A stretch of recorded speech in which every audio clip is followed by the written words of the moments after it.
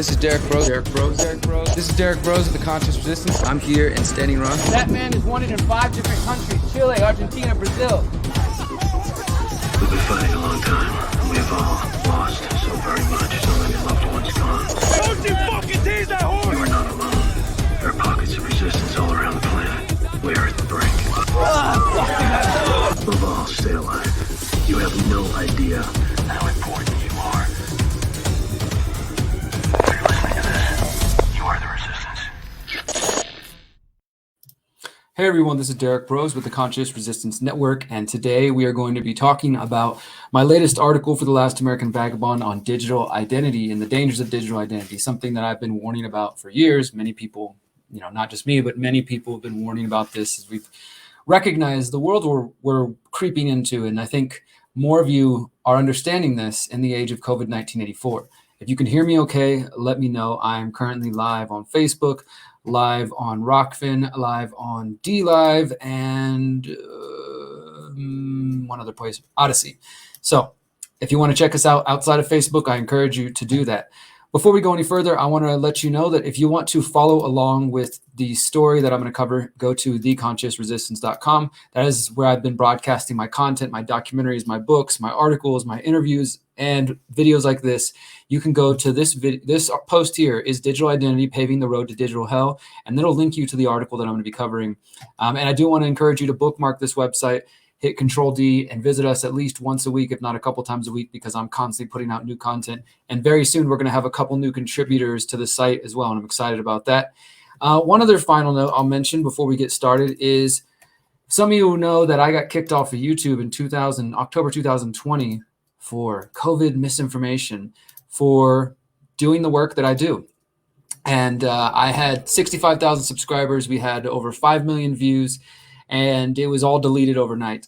But thankfully, my work has continued to grow elsewhere in the last 2 years. Now, the people who only follow me on YouTube, maybe they thought I stopped existing, but the rest of you know that I've never stopped producing content.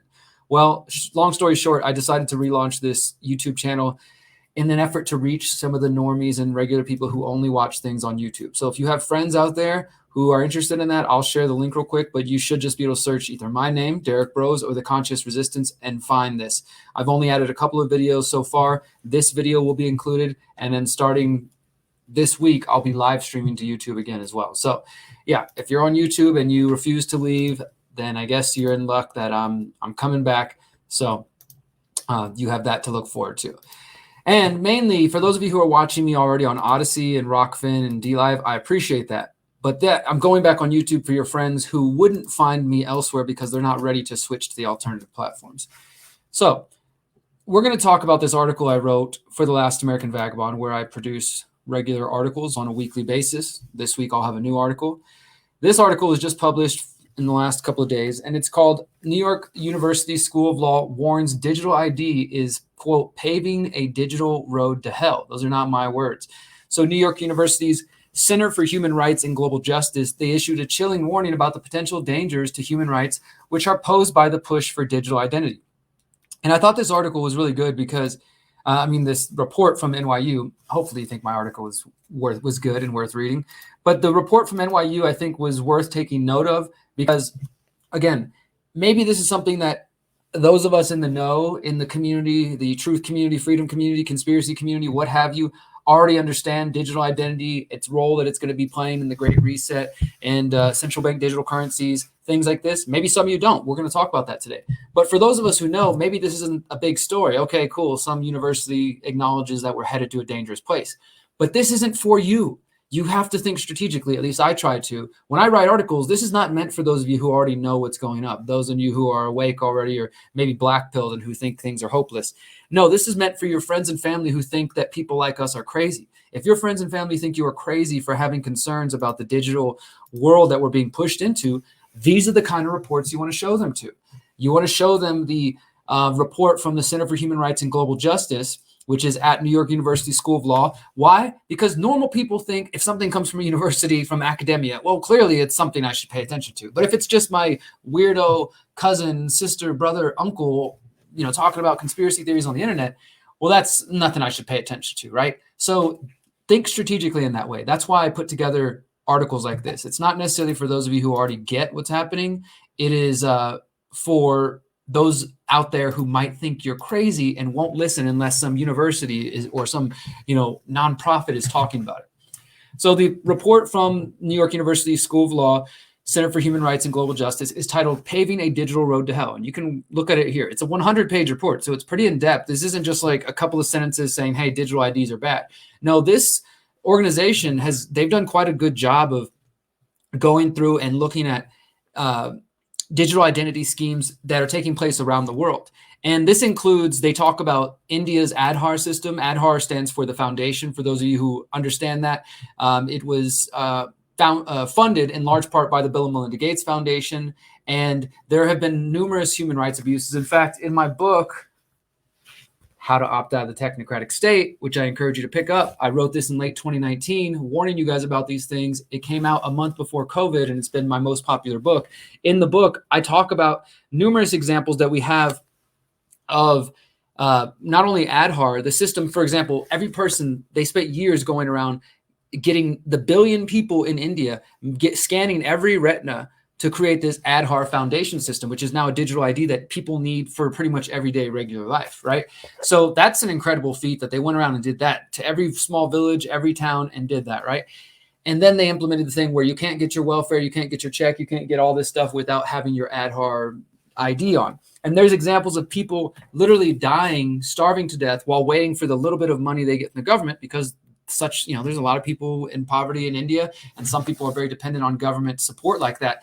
And people have literally died because they've gone to go get their welfare check, what have you, and they are told, oh, sorry, our computers are down. The Aadhaar system's not working. We can't help you, right? So there are clearly problems with going full on digital, and that's just one example. And so the report focuses on that. They talk about India's Aadhaar system, and they talk about a few other nations as well.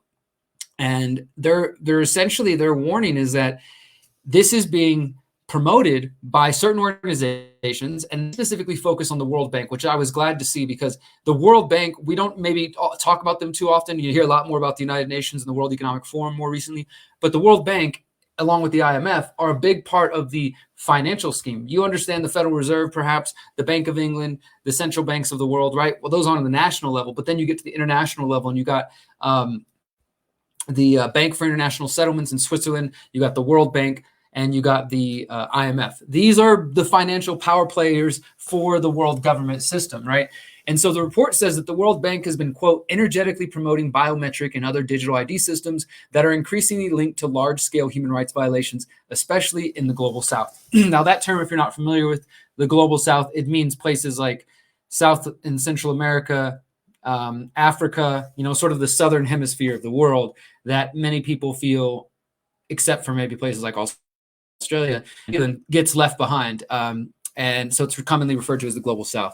The researchers warn that digital identity schemes, quote, promoted in the name of development and inclusion, might be achieving neither. And they say that despite ostensible good intentions, that these systems, again, may be paving a digital road to hell. And this is from their press release. They wrote, governments around the world have been investing heavily in digital identification systems, often with biometric components. The rapid proliferation of such systems is driven by a new development consensus packaged and promoted by key global actors like the World Bank, but also by governments, foundations, vendors, and consulting firms. So, they're not really getting into the conspiracy angle of it. I think I might end up doing another report that focuses specifically on trying to map out all the different power players who are funding the digital identity schemes, because it's important to recognize that these schemes have been around prior to COVID.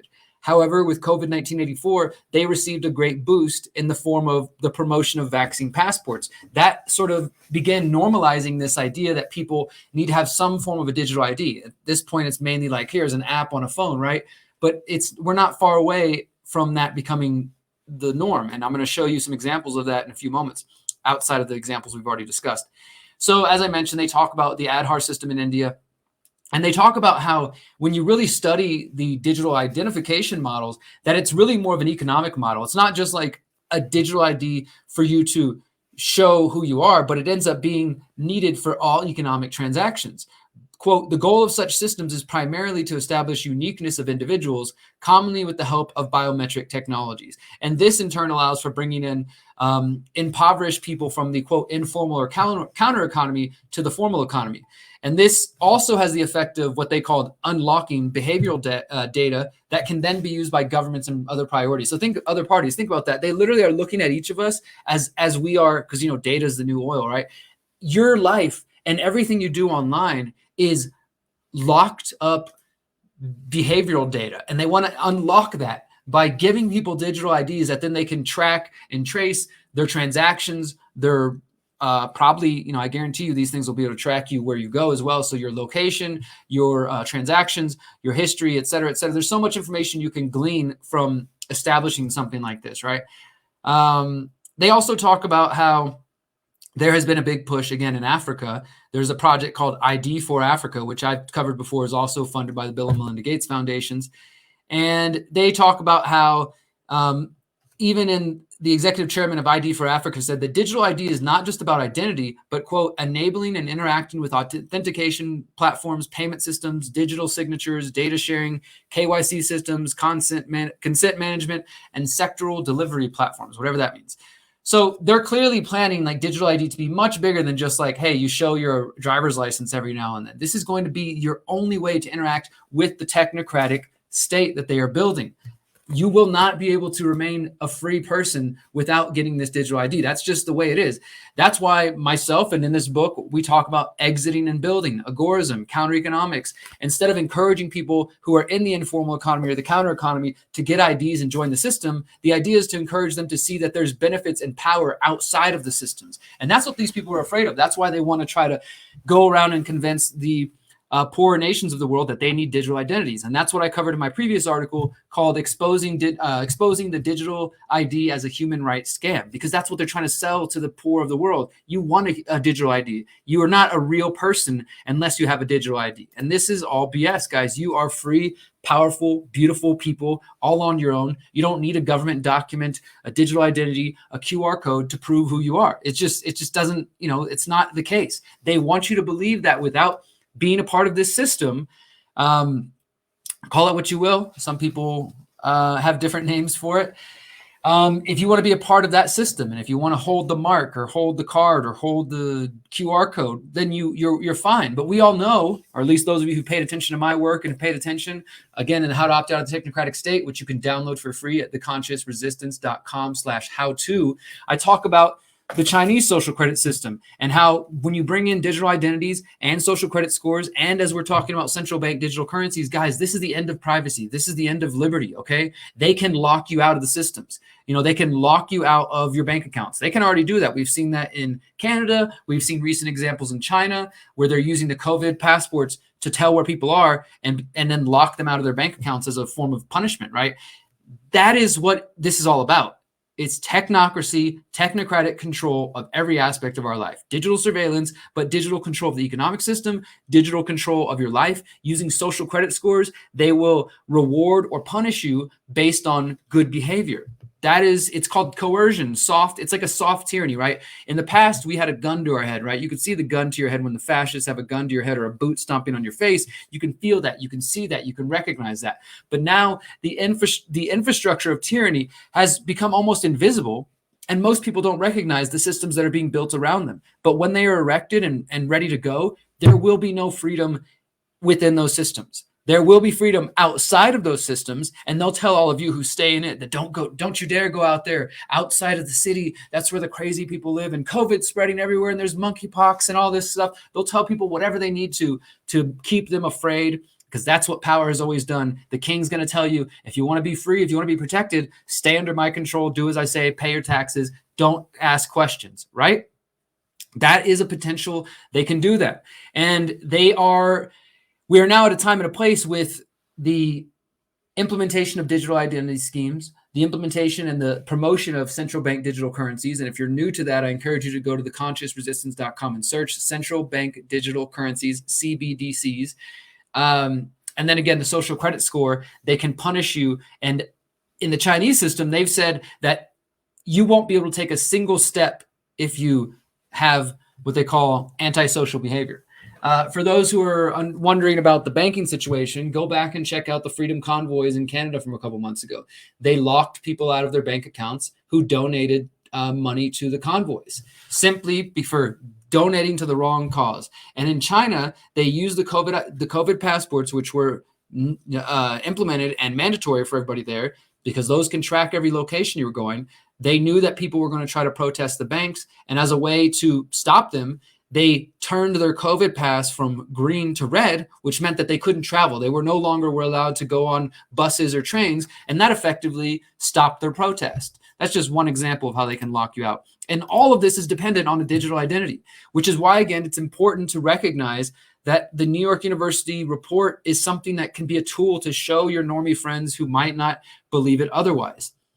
And the report details how promoters of these new digital economic identities often evade difficult questions about the legal status and rights of those who are being registered. And again, they promise inclusion, they promise new digital economies, but the report finds that these systems have, quote, consistently failed to deliver on these promises in real-world situations, especially for the most marginalized. The Aadhaar system itself has been criticized for severe and large-scale human rights violations. In fact, the report finds that the evidence indicates it is the small group of companies and governments who are promoting this who stand to benefit most from these systems. Well, who are these governments and who are these companies? And this is what I get into. We talk about the World Bank. And in 2014, the World Bank, they launched their ID4D, Identification for Development program, which they said was going to help solve this. We have the poor people of the world don't have identities. We need to help them, yada, yada, yada. This includes the World Bank funding digital biometric programs in Mexico, pushing digital identity in poor countries with the claimed goal of providing legal identity to the 1.1 billion people who do not have one. Now, this ID4D from the World Bank was founded with a, quote, catalytic investment from the Bill and Melinda Gates Foundation, the Omidyar Network. And if you don't know about Pierre Omidyar, he is one of the founders of eBay, and the Omidyar Network is involved in a lot of shady stuff. I encourage you to, I linked to some of Whitney Webb's investigations and some of the investigations from Mint Press in my article.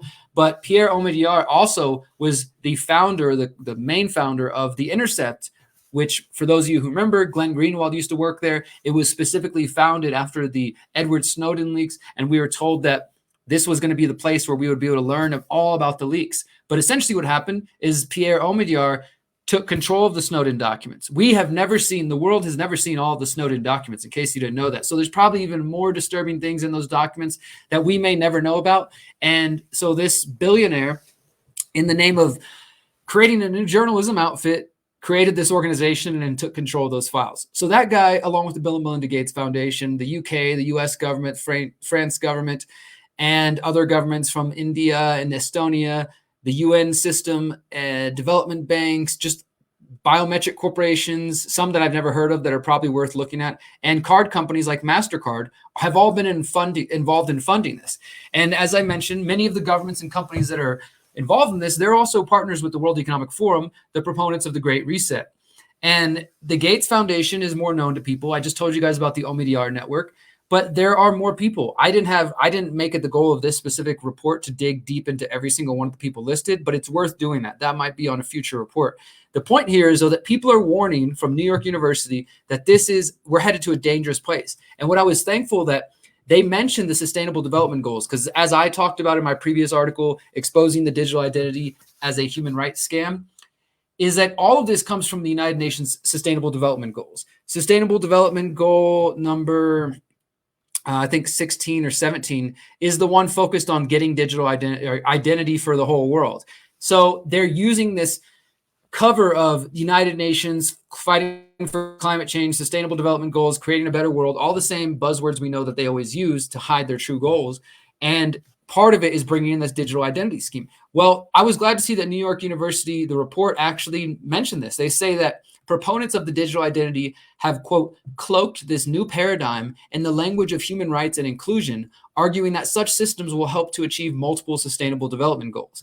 And as I talk about, sustainable development goals are actually part of Agenda 2030, which is really some global international tyranny in the name of fighting climate change, which will be the loss of individual liberty and privacy. It'll be the loss of local sovereignty and of local individual cities and towns and governments being able to make their own rules. And instead, it'll be mandates handed down from the United Nations and down to the people.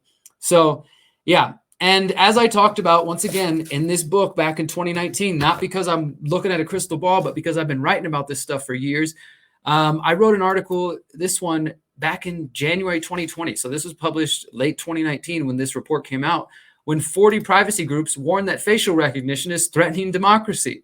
Facial recognition, of course, is a big part of this picture, because if you want to have digital identity, you want to have social credit scores, central bank digital currencies, a big part of that is you need to know where people are at all times. And you do that by this, tracking your face print. And there are already many, many companies working on that, including one called Clearview that most people have never heard about. And that is why these researchers are saying that digital identity is paving a digital road to hell. And what they say is that it's important for human rights advocates and attorneys and people like us to be asking these important questions to local, state, national, international lawmakers. Specifically, what can we meaningfully do individually and collectively to ensure that digital ID systems enhance rather than jeopardize the enjoyment of human rights? I don't know. Can we do that? And then the second question is this even possible through digital ID systems? In the report, they say a couple of times that they don't think that it has to be this way, that they don't think it's maybe a specific consequence of just using digital identity, that it's always going to turn out bad, but they're definitely, sounding the alarm bells, waving the red flag, saying we're headed in a dangerous direction. So that's important to recognize. They don't really have very optimistic outlook on what things are going to turn out if we continue down this path. And I ended the article with the following statement: if we do not have this crucial conversation, we may miss an opportunity, if we already haven't, to prevent further violations of human rights and loss of civil liberties.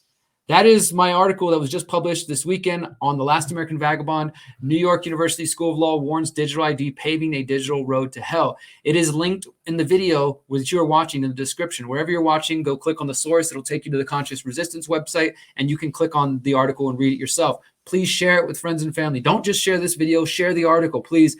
I think it's important to remember that social media, the goal is to share information. So if you find this valuable, then please get it out to more people. It's extremely important that people know about this report and that it's out there. And by the way, if you ever want to check out my articles on The Last American Vagabond, as I said, I publish weekly. You can click on my name here in this article, and it'll take you to my article page where you can see my author page. You can see all my recent articles, my recent interview with Ryan about the Utah situation. We did an 1.5-hour deep dive, and you can find so much more. All of my articles and my interviews and things can be found at The Last American Vagabond. Now, if you want to find my own reports, go to theconsciousresistance.com. And that's it for today, guys. I appreciate you taking the time to really spend this with me. I want to encourage you to download the book, theconsciousresistance.com/how-to, if you can't pick up a physical copy, because, well, for one, I'm going to be writing an updated version of this starting next month in August. That'll be published later this year. We're going to be 3 or 4 new chapters